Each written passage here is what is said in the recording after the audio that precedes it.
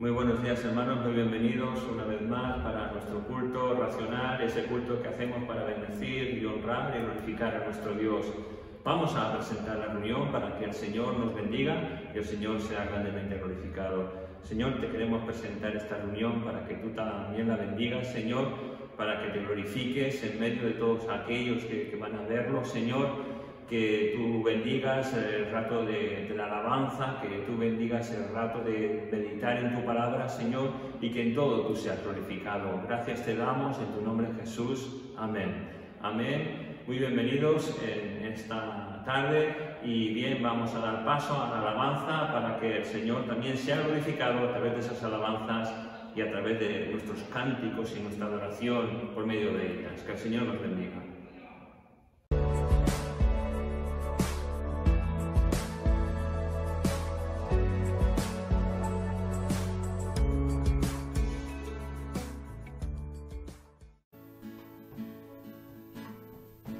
Rompe el poder del pecado, su amor es fuerte y poderoso, el Rey de gloria, el Rey de majestad.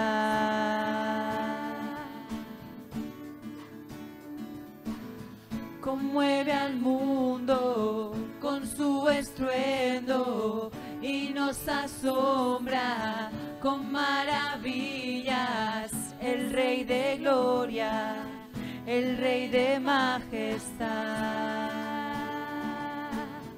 Gracias sublime es, perfecto es su amor, tomaste mi lugar, cargaste tú mi cruz.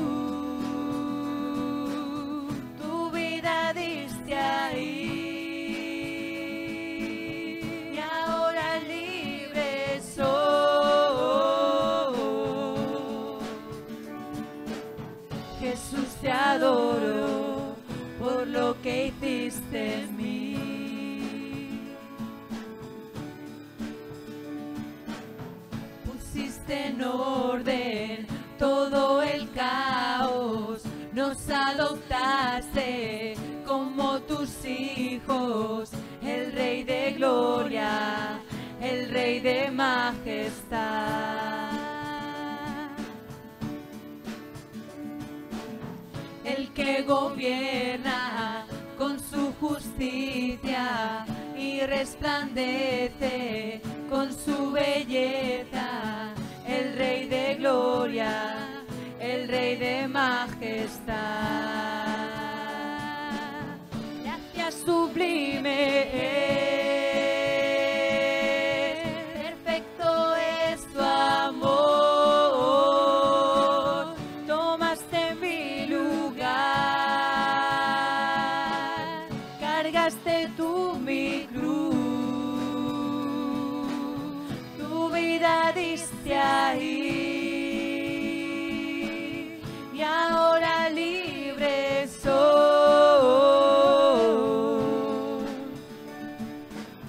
Jesús, te adoro por lo que hiciste en mí.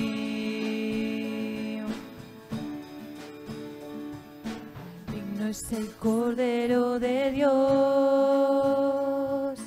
digno es el Rey que la muerte venció. Digno es el Cordero de Dios, digno es el Rey que la muerte venció. Digno es el Cordero de Dios,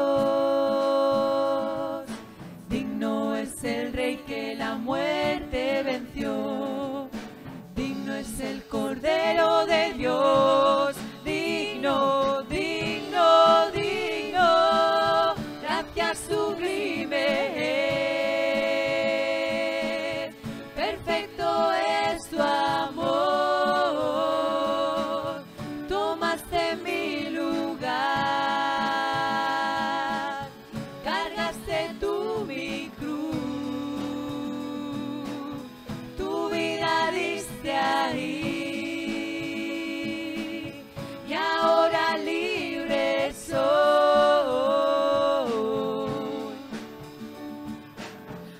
Jesús, te adoro por lo que hiciste en mí.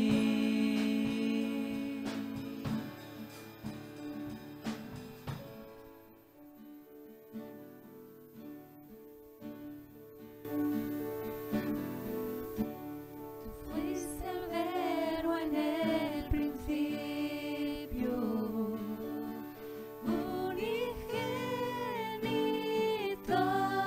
de Dios.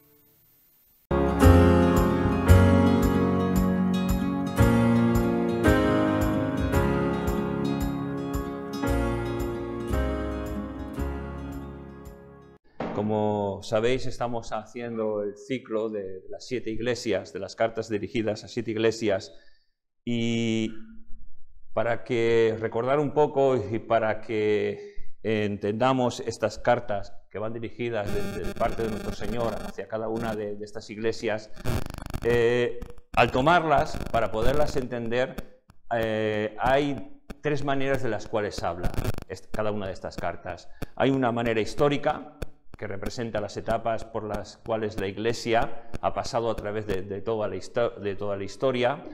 Hay un modo en el que habla de una manera personal a cada persona, o sea, a cada uno de los que estamos aquí. A lo mejor cuando yo he hablado de la carta de Éfeso no te ha dicho nada, pero cuando te he hablado a lo mejor de la carta dirigida a la iglesia de Esmirna, ha tocado tu corazón de una manera tremenda. No lo sé. Y también habla de una manera congregacional, es decir, a la iglesia que está situada en Santa Perpetua, a la iglesia que está situada en Barcelona. Y dicho esto, vamos a presentar la palabra para que nuevamente el Señor nos hable a cada uno de nosotros. Señor, te damos gracias por tu palabra y queremos que tú nos hables, Señor, en esta mañana. Padre, conforme a tus riquezas en gloria, Señor, que tu Espíritu toque lo más profundo y recóndito de nuestro ser, Señor. Gracias te damos en tu nombre, Jesús. Amén. Amén. Veo que ya estás preparado, Jean-Paul, para echar una mano a Fran, ¿verdad? Pero tranquilo, no, todavía no estamos. Muy bien, me gustaría recordar un poco las cartas que hemos visto. Ante todo, ¿sabemos en qué carta estamos ahora? ¿Cuál es de la carta que vamos a hablar hoy?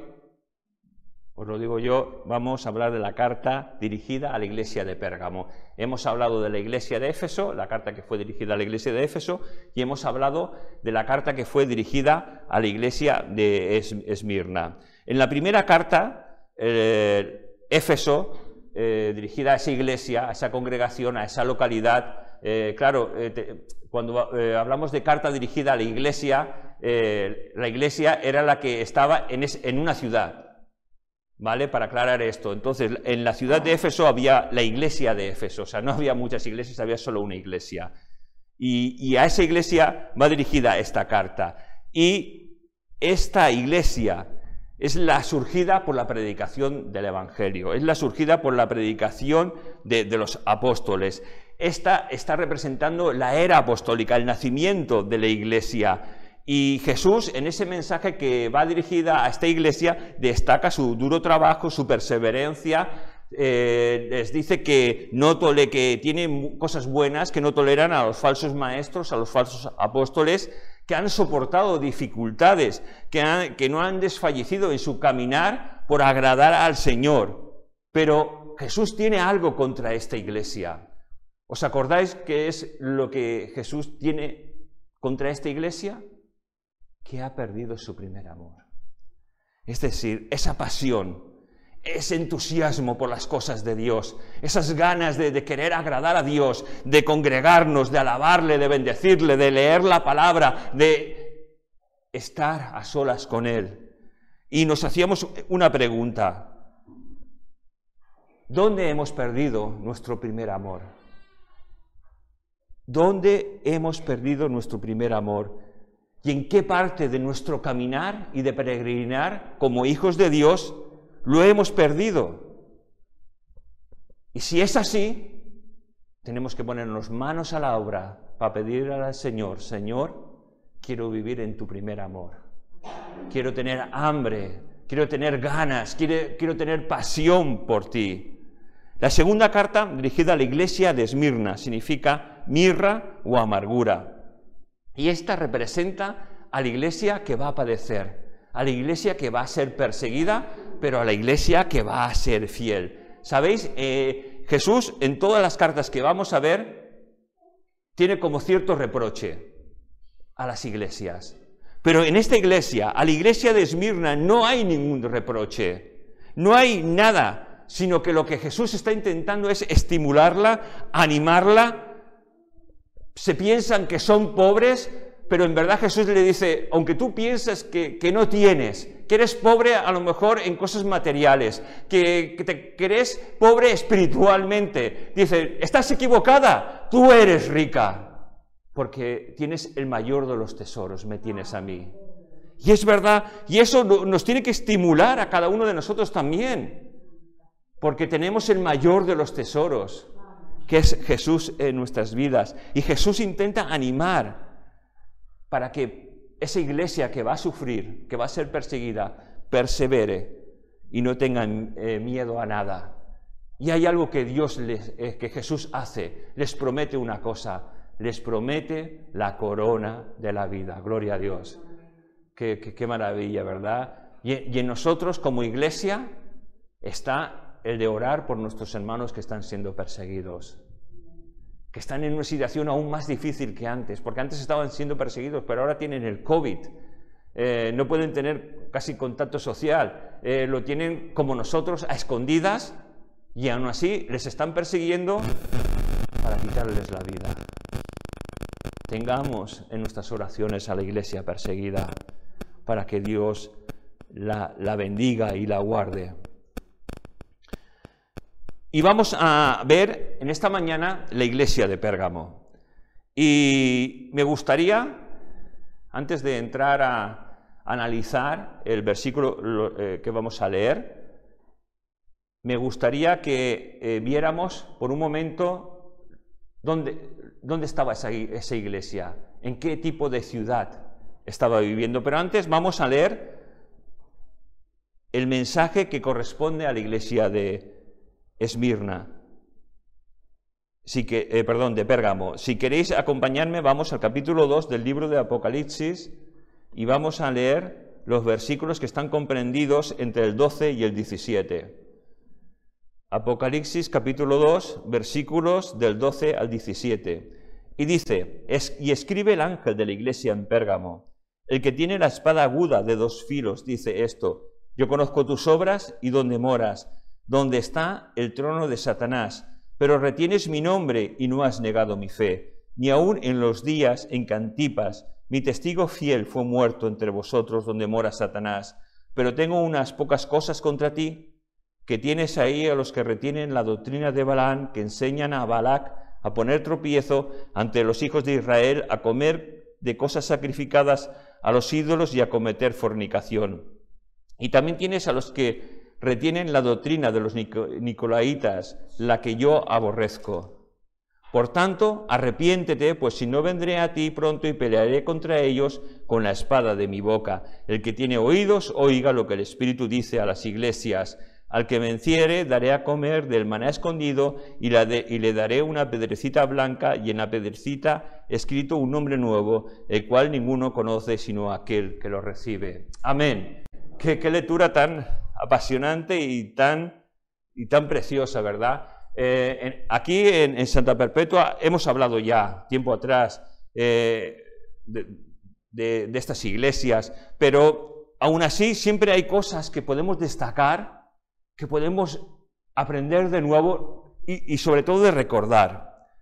Y al describir este pasaje y al describir dónde estaba situada esta iglesia, porque yo creo que es importante para poder entender muchas veces la palabra de Dios, meternos en el contexto y en el marco histórico de donde está reflejada la porción que estamos leyendo. Y es necesario, yo creo, que meternos para saber cómo vivían nuestros hermanos. Es decir, la verdad es que nos tendríamos muchas veces que interesar por cómo viven en otros sitios, por sus necesidades, por las faltas a lo mejor de Biblias en iglesias, de folletos de testificar. Yo he visto reportajes en que se ha llevado un montón de Biblias a China y que se volvían locos los hermanos de una congregación destapando el container donde estaban esas Biblias, porque no tenían una sola Biblia. El tener una Biblia ahí es condenado con la prisión, con la cárcel.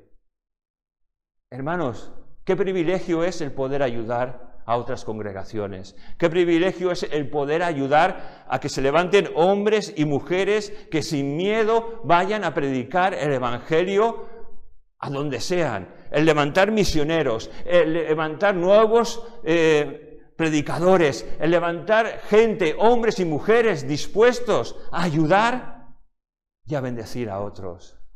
Qué importante es todo eso.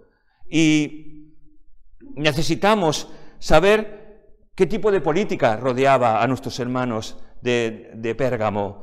La presión que muchas veces tiene esa política, la presión cultural, la presión social, la presión político-religiosa, porque nosotros, yo no sé si tú te das cuenta, pero nosotros soportamos una presión social, una presión política y una presión también religiosa. Y esto forma parte e intenta invadir el carácter de la Iglesia de Cristo, que el carácter de la Iglesia de Cristo tiene que ser como Cristo. No tiene que mirar las cosas de la tierra, no tiene que estar afanada con lo que tiene, sino tiene que mirar a Cristo. No tiene que intentar innovar, no tiene que intentar hacer grandes cambios para poder estar abiertos a la gente de la calle, no tiene que ocultar nada de la palabra de Dios. La Iglesia de Cristo, la Iglesia de verdad no oculta nada, se muestra tal y como es, para que hombres y mujeres que no conocen a Dios puedan experimentar la salvación y la vida eterna. La verdad es que Pérgamo significa ciudadela elevada o enlace matrimonial. Y esta está representando a la Iglesia que en un momento dado, después de tanta persecución, después de tanto dolor, después de tanto sufrimiento, parece como que de pronto viene la paz. Y el Estado se reconcilia con esa Iglesia que estaba siendo perseguida y atacada, y la Iglesia dice: el Señor nos ha bendecido, qué bien, hemos ganado.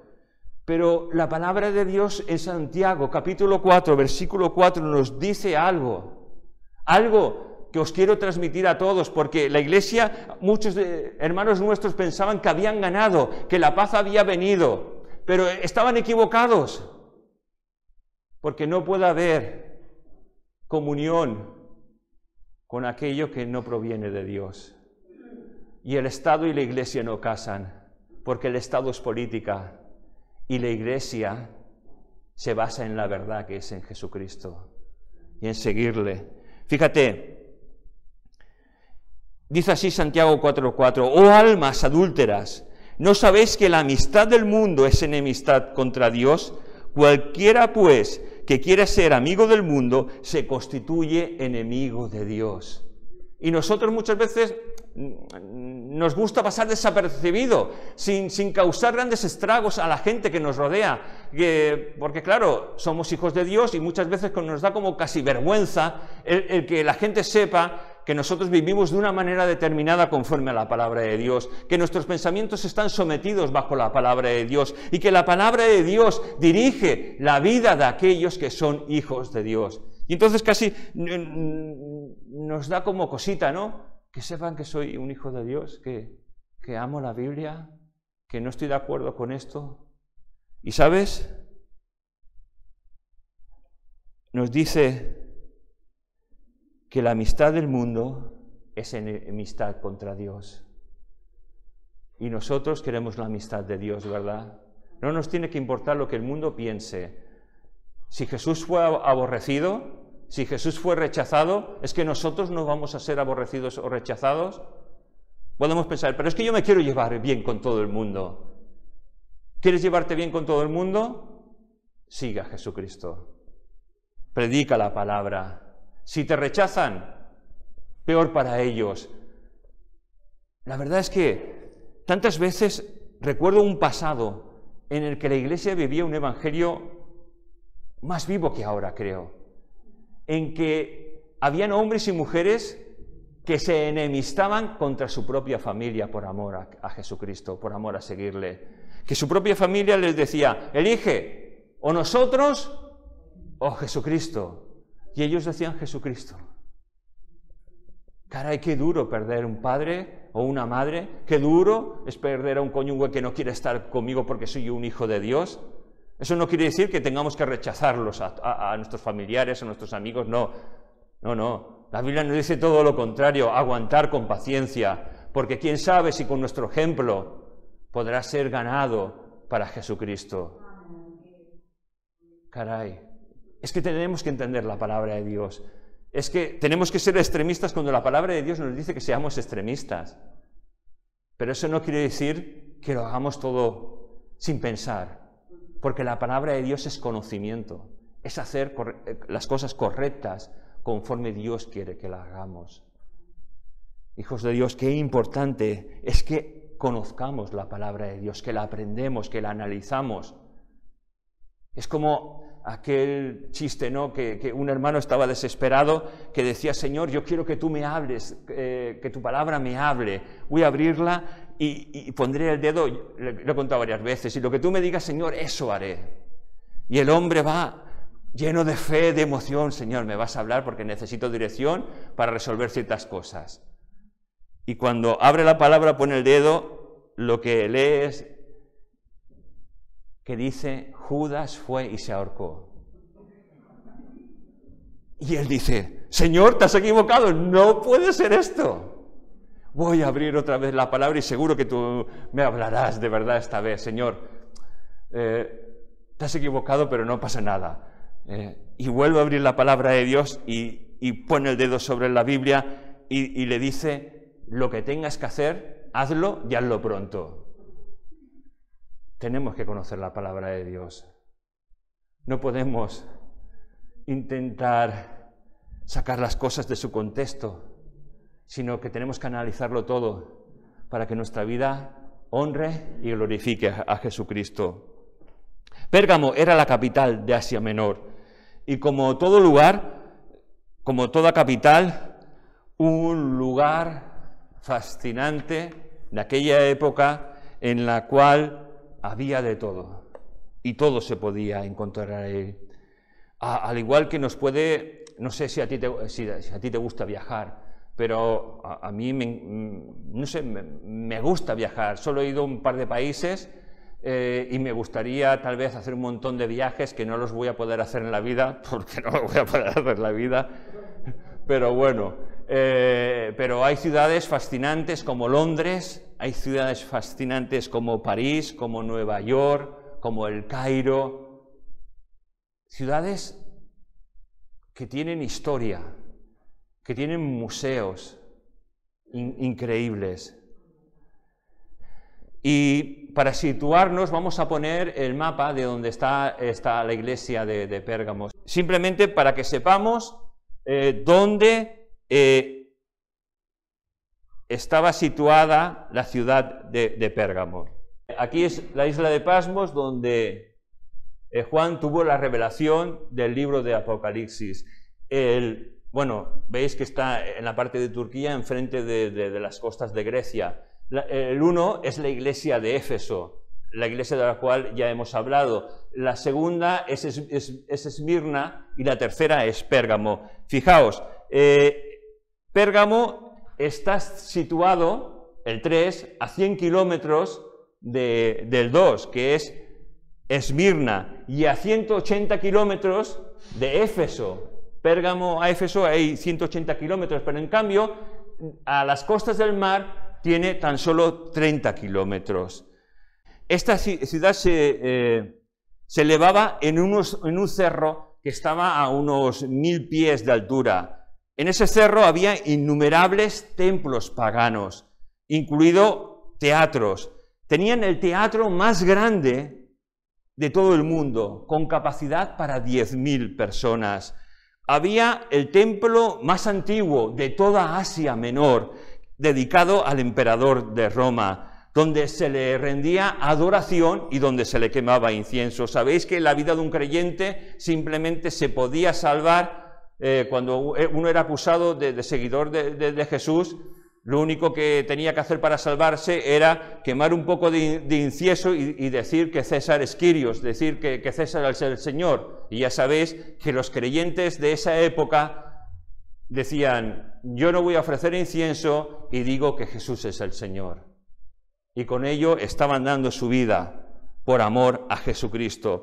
Es decir, la situación de la ciudad de Pérgamo era una ciudad muy beneficiada por Roma, al tener ese templo tan antiguo que fue dedicado al emperador de Roma, donde se le rendía adoración y se le tributaba incienso. Así, su situación política era ventajosa en todos los sentidos. Había un templo dedicado a Zeus y a Atenea, que se cree que más tarde fue dedicado al dios Esculapio. Y vamos a pasar a unas diapositivas. Lo que vamos a ver no es el templo, se cree que es el altar donde se ofrecía incienso, donde se ofrecían sacrificios, y era en el principio el templo de Zeus y Atenea, que más tarde fue dedicado a Esculapio. Fijaos qué maravilla. Esto es una reconstrucción de verdad. Es una reconstrucción que fue sacada de Pérgamo y fue llevada a Alemania, a un museo que hay en Alemania, y ahí fue reconstruido pieza por pieza lo que es un altar, no el templo, un altar. Si pasamos otra foto, veremos una sorpresa,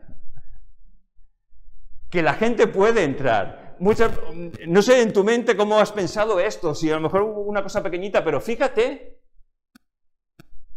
son personas de verdad que pueden visitar ese altar al dios Esculapio, o a Zeus o Atenea, como que queráis hacerlo. Es increíble.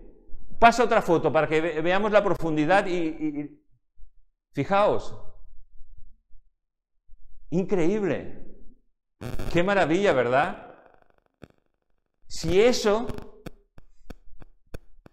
era el altar, ¿cómo sería el templo? No sé si hay alguna foto más. Fijaos, esta es una panorámica de lejos. ¿Cómo sería de grande el templo? Increíble, ¿verdad? Esculapio era el dios de la sanidad. Este era representado por una estatua, pero sobre todo se conocía el poder que tenía en una vara, en la cual había una serpiente enrollada. Esta estaba representando que en esa serpiente se encontraba la sanidad, tanto física como espiritual de la persona. El dios serpiente, el dios de la sanidad o de la medicina. Y este símbolo también ha llegado hasta nuestros días. No sé si te llama la atención, pero cuando el pueblo de Israel iba a ser liberado de la esclavitud de Egipto, hubo un enfrentamiento, hubo un primer encuentro entre Moisés y Aarón y el faraón. Y en ese primer encuentro hubieron varias varas que se convirtieron en serpientes, enfrentándose a otra vara que se convirtió en serpiente, y todo esa representación que ahí se estaba ejerciendo, que tal vez para nosotros lo vemos, lo creemos y no lo analizamos, era una batalla de poder para demostrar quién era más poderoso, si el Dios de los egipcios o el Dios de Israel. Y fíjate que hay una batalla en la que nos dice varias varas, no sabemos si fueron 2, 3, 4 varas tiradas por los magos de Egipto, en contraposición con la vara que Aarón tiró al suelo. Pero vemos que en esa batalla hay una victoria de una vara contra varias, demostrando que el Dios de Israel es el verdadero Dios, que el Dios que los egipcios adoraban muchas veces en forma de serpiente no servía para nada, que esa deidad que ellos tenían eran destruida bajo el poder de Dios, dejando así a su Dios fuera de juego, diciendo: el único Dios es el Dios de Israel. Y sabes una cosa, ese Dios todopoderoso de Israel es tu Dios, es mi Dios. Es el Dios en el que creemos, es en el Dios en el que confiamos, es en el Dios en el cual andamos todos los días de nuestra vida. Aquel que puede liberar a los cautivos de la opresión, como fueron liberados los cautivos de la opresión de Egipto. Y todo esto de lo que te estoy hablando tiene un símil con las personas que nos están rodeando, con los compañeros de trabajo, con los compañeros de colegio, de estudios, con los vecinos que conocemos. Todos ellos, si no son hijos de Dios, son cautivos, son esclavos del pecado. Y el fin de ellos es la muerte espiritual. Es decir, es estar apartados de Dios por toda una eternidad. Pero como un libertador fue enviado a Egipto, hubo un libertador que fue enviado, Jesucristo, para que todo aquel que en Él crea no se pierda, mas tenga vida eterna. Gloria a Dios. Jesús vino a liberar a los cautivos del pecado, vino a liberar a los drogadictos, a las prostitutas, a los que se creen buenas personas, a aquellos que piensan que no necesitan a Dios, a pobres y a ricos. Jesús vino a traer salvación y vida eterna. Y Él nos ha dado el inmenso privilegio y la inmensa autoridad de llamarnos hijos de Dios. Qué maravilla, ¿verdad? Pero el enemigo, nuestro enemigo, porque nosotros tenemos un enemigo, ¿sabes? Este enemigo es el enemigo de Dios, desde que fue creado, y en un momento dado no se sabe por qué, pero en él dice la palabra de Dios que en él se encontró la maldad. Desde que se encontró la maldad y se rebeló contra Dios, llevándose un montón de ángeles consigo tras esa rebelión, el propósito de esa persona, de ese enemigo, es destruir a Dios y destruir a todos aquellos que aman a Dios. O sea, si tú y yo somos hijos de Dios, piensa que tú estás en el objetivo de Satanás. Nos va a tratar de seducir con aquellas cosas que nos gustan y que son pecado. Va a querer que demos rienda suelta a nuestro temperamento y a nuestro carácter para que hagamos lo que a nosotros nos plazca. Pero ¿sabes lo que la palabra de Dios encontramos? Que más poderoso es el que está en nosotros que contra nosotros viene. Y ¿sabes una cosa? En la palabra de Dios nos invita a vestir la armadura del creyente, cosa que muchas veces la pasamos desapercibida, leemos y muy bien, y todos sabemos qué es la armadura del creyente, ¿verdad? Pero ¿cuántos de nosotros nos vestimos con la armadura del creyente? Muy pocos. A lo mejor ninguno en esta congregación. Si te vistes así, gloria a Dios.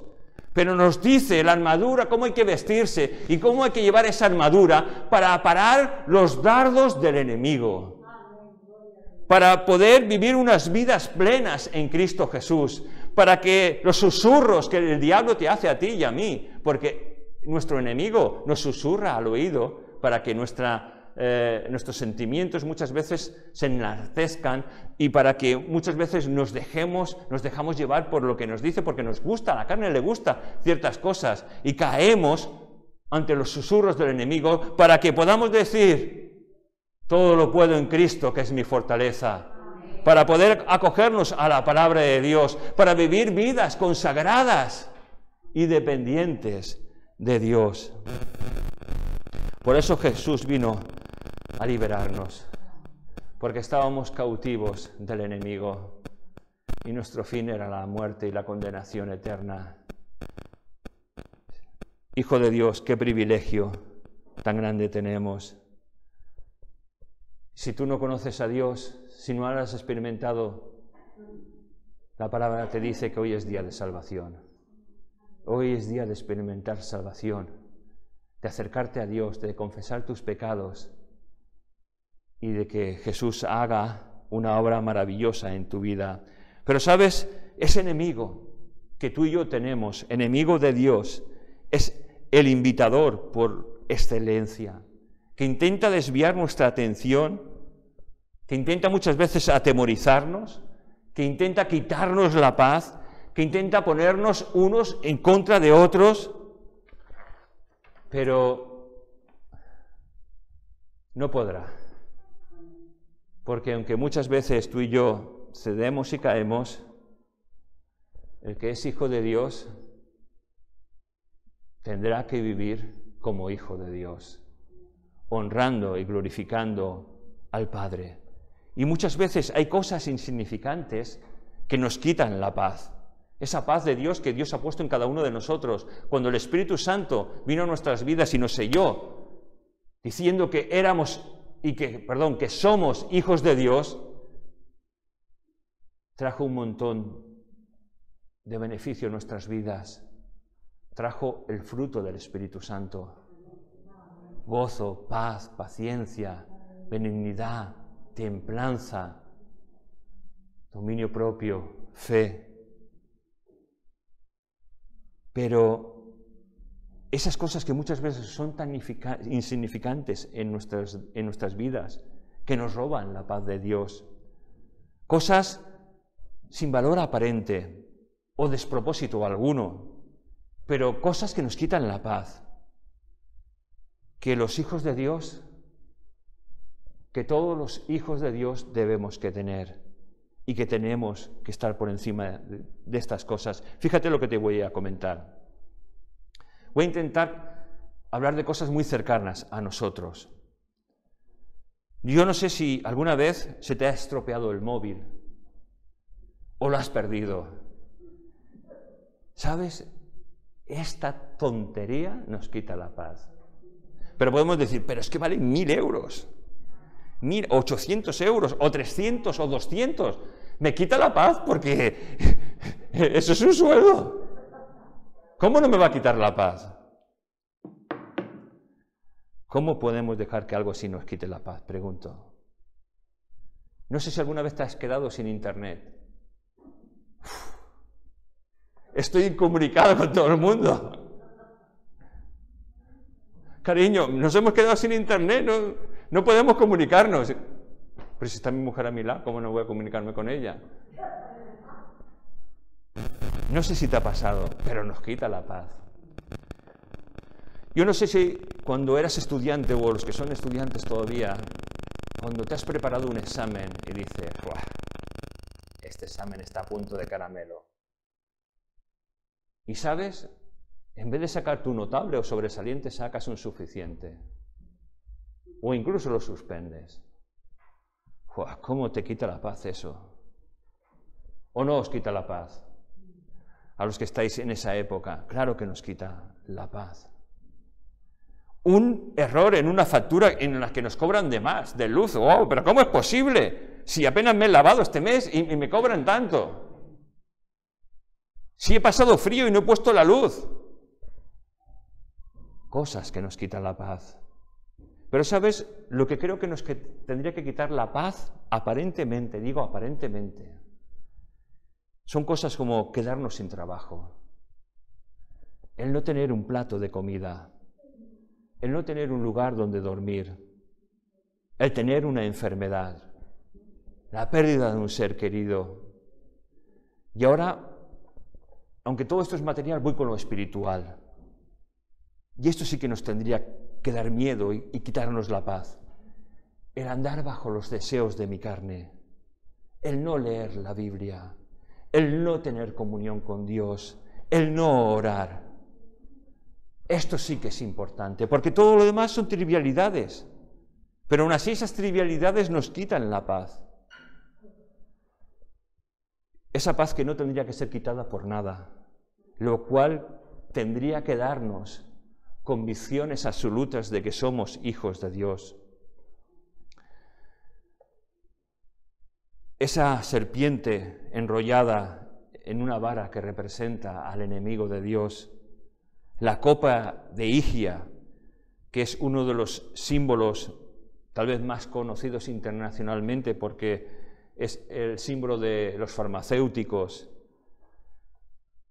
Higia era la diosa griega de la sanidad junto con Esculapio. Era una serpiente enrollada en una especie de cáliz. Y todo esto lo que nos quiere decir es que esos dioses paganos que estaban en Pérgamo querían decir que eran más que Dios. Pero es todo lo contrario. Esa iglesia, la iglesia de Pérgamo, sabía quién era más. El Señor que los había liberado de la muerte y de la condenación. Y todo ello estaba diciendo que el enemigo de sus almas, que el enemigo de nuestras almas, tenía más poder que Dios. Pero los que somos hijos de Dios sabemos quién es el que tiene todo el poder, ¿verdad? Jesucristo, Dios, nuestro Padre Celestial.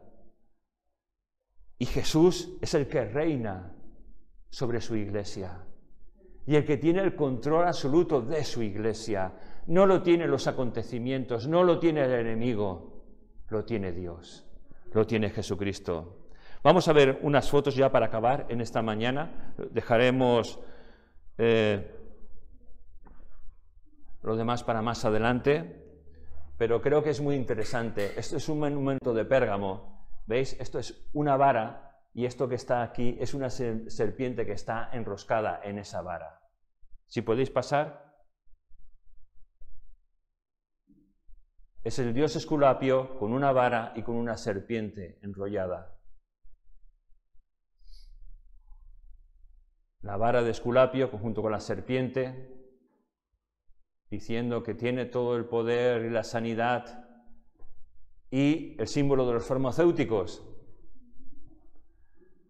la cópea de Higia, que junto con Esculapio siempre está ahí la serpiente, la que representa al enemigo de nuestras almas, la que representa el enemigo de Dios. Y este símbolo de esta serpiente enrollada, tanto en una copa como en una vara, toda su simbología para nuestros hermanos de Pérgamo y para nuestros hermanos de todas las iglesias de Asia, el ver esto era una abominación para ellos, porque era el símbolo representativo de Satanás. Y para que lo tengamos bien claro, en la creación del hombre, cuando el hombre fue tentado, cuando la mujer fue tentado, el enemigo de nuestras almas tomó forma ¿de qué? De serpiente, para poder así tentar a Eva, y que el hombre y la creación divina que Dios hizo junto con la mujer cayeran en el pecado y la desobediencia. Vamos a acabar aquí, vamos a dejar para otro domingo el resto de la predicación. Ya sabéis que son cosas muy largas y la verdad es que en esta presentación de esta mañana espero que el Señor os haya hablado también, porque aunque hemos visto datos históricos, también hemos podido sacar cosas espirituales para que hablaran para nuestra alma. Y vamos a orar por ello, para ello. Señor, te damos gracias por esta palabra y queremos seguir pidiéndote que nos sigas hablando, Señor. Y te damos gracias por tu iglesia sobre la faz de la tierra, Señor.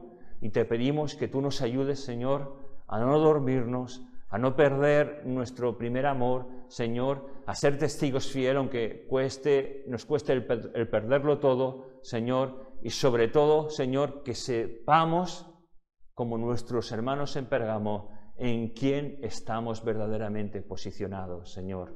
Te damos gracias porque lo sabemos, eres tú, Jesús.